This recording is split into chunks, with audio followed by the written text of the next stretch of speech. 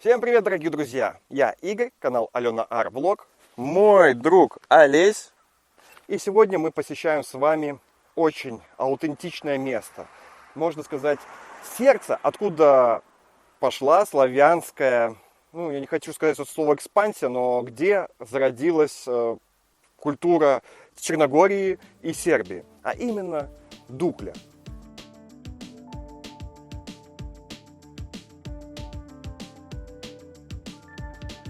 Город Диоклея, как его называли римляне, простоял более 1000 лет, постоянно меняясь, строясь. Сохранились термы, базилики, основания старых храмов и каналы. То, где я сейчас нахожусь, к слову, это были термы, бани. Это была большая мужская сауна, не сауна, а терма, в которой, естественно, было подогревание воды, много места свободного, а чуть дальше была малая. Я, если честно, не знаю, как оно все выглядело. Наверное, естественно, здесь были и фрески, и красивое место. Вы можете сами посудить, какая огромная площадь под баней. И это, к слову, от 1 века до нашей эры и до 12 века. И самое интересное, когда мы рассуждаем про историю, когда говорим, римляне, племена, там какие-то события освещаем, мы делаем это все настолько абстрактно, не задумываясь о том, что на самом деле такие же люди, собственно, как и мы, только они ограничены в рамках своего времени, своей цивилизации. И если подумать, то, например, здесь была площадь. Площадь практически в любом городе, взять если современный, если взять исторический, то это было каким-то центром событий. Здесь можно было продать что-нибудь, здесь можно было собраться и обсудить. Но так как в древние времена, естественно, не было ни интернета, ни ютуба, ничего, то мнение можно было где высказать? На форумах. То есть здесь каждый камушек, сначала древнеримскими людьми, семьями, солдатами, потом уже и, соответственно, славянами, сербами, черногорцами, дуклицами или зетовцами, как это назвать, можно по-разному. Но место было такое, знаете, мега популярное и очень важное. А сейчас что нам осталось? Только вообразить, насколько оно было крутое. Эти колонны, которые нам остались, как вы понимаете, то есть их сделали давным-давно, а они все еще показывают. И без технологий, без технологических этих инструментов, без всяких этих Bosch, шуруповертов и всего остального, всяких инструментов, то руками все создавалось. Просто представьте себе, насколько это было интересно. Пойдемте просмотрим еще. Там еще где-то стояла статуя. Наверное, статуя это не сохранилась, но хотя бы вообразим, где она стояла. Пойдем пройдемся. И соответственно, место, где стояла статуя всадника. Всадника нет, растащили, уничтожили, может быть, где-то в каком-то музее, но тем не менее мы можем представить, где-то стояла. И если обратите внимание, как мы прошлись, здесь свод был, потолок какой-то, чтобы под дождем, наверное, люди не сидели, а там сама площадь. А здесь где-то вход уже в, так скажем, строение, это принимание решений, не знаю, может, торговли какой-то. Что написано, не знаю, латинский не изучал, могу только догадываться, что какое-то памятное место. Но если вдруг вы знаете латинский, тоже подскажите, пожалуйста. Что же за надпись здесь? Диоклея находится всего в 3 километрах от Подгорицы. Это рядом с Подгорицей. Ее основали в том месте, где пересекается Зета и Мороча. В прежние времена это был крупный населенный пункт. Здесь проживало, только вдумайтесь, 4000 человек. Для такого времени это был огромный город.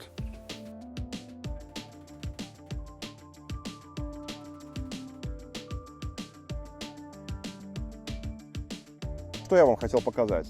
Кажется, обычный шрифт, между прочим, латинская мова, латинский язык, который считается, что уже вымер, но на самом деле он живой в испанском, в итальянском языке, немножко в немецком, да и, собственно, в медицине. То есть латинский язык живее живых. Он просто эволюционировал и распался, то есть не распался, а объединил под собой множество других. Ну, а я хочу показать, что бог с ним, с современным латинским языком, а вы только подумайте, кто-то. Насколько идеально ровный шрифт. То есть некто, какой-то из мастеров, буквочка к буквочке выбивал днями напролет текста в камнях. Я даже не представляю себе. Вот, допустим, современный дизайнер или там даже я, когда что-то делаю, у меня что-то не получилось, я же делаю на компьютере, Ctrl-C, Ctrl-Z, у нас сколько угодно попыток. Сохранился, перезагрузился, у тебя все есть. Здесь же вот одно неверное движение, что, весь камень выкидывается?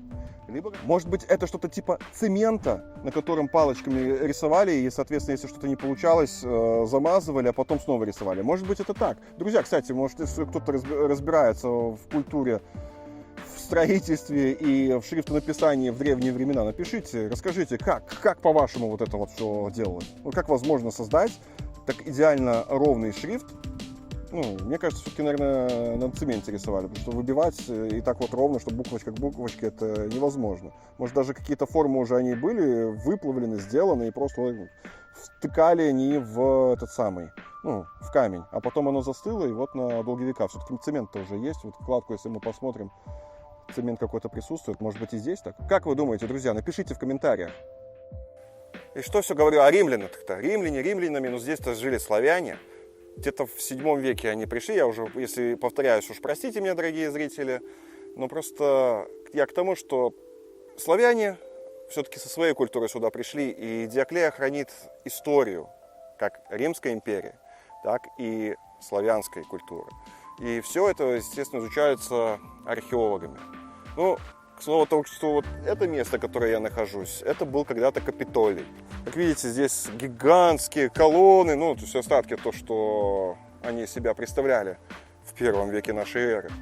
Ну и судя по истории, где-то в 4 веке, после одного из каких-то набегов все-таки варваров, ну, как и римляне варвары называли племена тех же готов, хотя это все-таки, ну, тоже другая культура была. Он был, в общем, заброшен, разрушен и постепенно приходил в упадок с 4 века. Но город-то большой, он не заключается только в одних банях, в одном Капитолии. Он был огромный. Люди расселялись здесь, вокруг него. Ну, сможете сами себе вообразить, каково это было. Я не знаю, возможно, где-то есть в интернете 3D-модели, какие-нибудь энтузиасты отработали Дуклею и как она выглядела. Ну, пойдемте посмотрим, что у нас еще здесь есть. Как кажется, обычный вот лик какой-то древнеримский, да. Я, если честно, не знаю, кто он. И кто-то вдруг интересуется сильной историей, все хорошо разбирается в ней. Напишите, пожалуйста, в комментариях, как вы думаете, кто это? И где он был? С чем это связано? Но меня впечатляет другое. 1, 2, 3, 5 век до нашей эры, когда нету никаких практически таких вот серьезных технологий, как мы с вами это уже ранее обсуждали. Но кто-то высек из камня такое точное лицо кого-то. Вот древнеримский император, воин, я не знаю, но ну, явно, что люди, которые это делали, они были условно профессионалами. То есть, если взять современного художника, камнетес, ну, конечно, современные ребята тоже так сделают, но они не такие популярные, нам на выручку приходят лазерные технологии, ну, много всяких таких вещей, где простой человек, даже я, допустим, запрограммировав какой-то там станок, нечто, что делает свою работу, сможет сделать вот такой вот барельеф, как назвать, даже не знаю. Но это делает все руками, ручная работа, которая проходит века, тысячелетия, ну, 1000 лет, вот это вот. Впечатляет. Друзья, я надеюсь, вам Дукле понравилось, и вы когда-нибудь захотите, если здесь никогда не были, сюда приехать и лично проникнуться именно вот этим вот историческим величием. Но поехали дальше. Слушай, не только Дукле интересное место, здесь в Подгорице много чего посмотреть, и одно из замечательных мест мы сейчас с вами посетим. Ну и небольшой спойлер, я назову только одно слово, чтобы вы сразу же догадались. Ниагара! Погнали! Да, друзья, Ниагара – это водная система. Летом вы ее не можете здесь найти, потому что реки высыхают, и, соответственно, водопадов огромных, больших, настоящих водопадов нету. Если вы смотрели видео в Бечиче, где мы сходили и исследовали, что рядом с Будвой можно посмотреть, то обратили внимание на красивый, естественный водопад в Бечичах. Но здесь не просто так называется, но Ниагара, они огромные. И мы, соответственно, приехали сюда, я и мой Олесик, чтобы вам показать, как они выглядят. Если вы здесь были, напишите в комментариях ваши впечатления, каково вам здесь. Красиво или некрасиво? Я пока что восхищаюсь. Вода изумительно изумрудная. Она настолько прозрачна, что видно дно. Ну, конечно, не Адриатическое море, но, тем не менее, очень захватывающе, очень красиво. Ну, вы сами можете оценить размах, а? Друзья, место очень популярное. Людей здесь протьма. Выходной, хорошая погода. И так как здесь есть не только удивительная природная красота в виде водопада падающего, к которому мы скоро подойдем, но еще и, по всей видимости, классный ресторан. Людей очень много. Вместе с детьми, семейный отдых. Ну, если у вас есть семья, дети, обязательно приезжайте, все будут в восторге. Здесь и детская площадка есть, и детям, куда вам камушки покидают, тут толпы ходят. И, возможно, вкусно. Если вы были в этом ресторане, напишите, пожалуйста, в комментариях ваши впечатления, насколько он классный. Поставьте там 5 звезд, 3, 4, ваше мнение. Ну, а мы пойдем пока что прогуляемся, посмотрим на эту естественную красоту Черногории в виде рек, а не морей.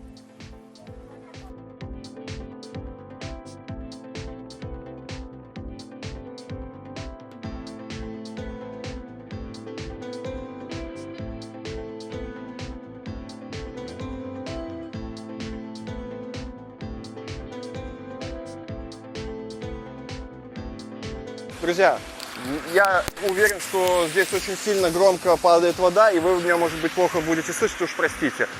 Просто хотел вам показать, насколько такое, знаете, космический какой-то пейзаж. Только что были леса, какая-то река, а здесь вот смотрите. Пустота, каменные, ну не знаю, как это назвать, каньон. Класс. Пойдемте посмотрим, как водопад падает. Он классный. Друзья, здесь очень шумно, знаю, звук будет так себе. Но невозможно не подойти к этому водопаду и просто не поймать такой, знаете, падающая вода. Оно на самом деле очень-очень классно смотрится. Динамично, можно смотреть всегда вечно. И место такое популярное, да? Ну, в плане того, что людей много ходит, все фоткаются тоже. Ну, оно действительно впечатляет. Одно из самых, знаете, таких вот удивительных мест, которые в Черногории встречаешь и восхищаешься им. Вот мы недавно были, конечно, в Дукле и восхитились историей, там, знаете, там вот надо воображать что-то. А здесь даже воображать ничего не надо. Это мощь. Вот все вот это вот плато, которое вы видели, да, это вот вода, река здесь, наверное, была, все вода натворила. И чем больше дождей, я так понимаю, чем длительнее сезон осени, тем выше уровень воды. Каньон, радуга, мост. Вам 100% здесь, друзья, понравится. Поэтому лайк. Ставьте лайк, если любите Черногорию, удивительные места в путешествиях.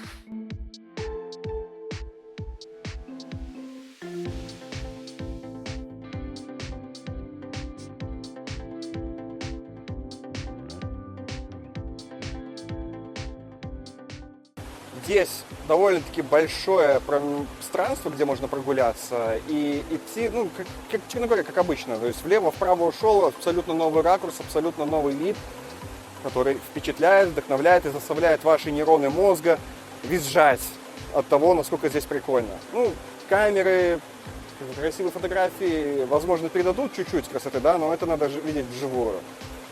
Оно, знаете, оно как вот, если смотрите «Игра престолов» там, или там «Хоббит», «Властелин колец», вот что-то вот тут примерно такой вот сказочный, такой вот пейзаж. Не хватает только летающих единорогов, пегасов и хоббитов, там, ну, прочего всего этого волшебного народца. Вау!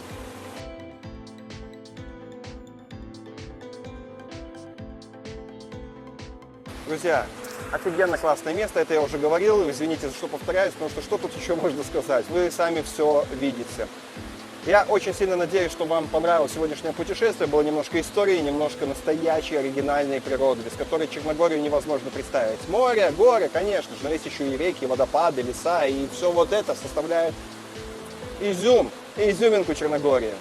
С вами был Игорь, канал Алена Ар-Влог. И всем тем, кто пишет комментарии, поддерживает нас, подписывается на наш канал, я шлю сердце. Мое сердечко из сердца Черногории.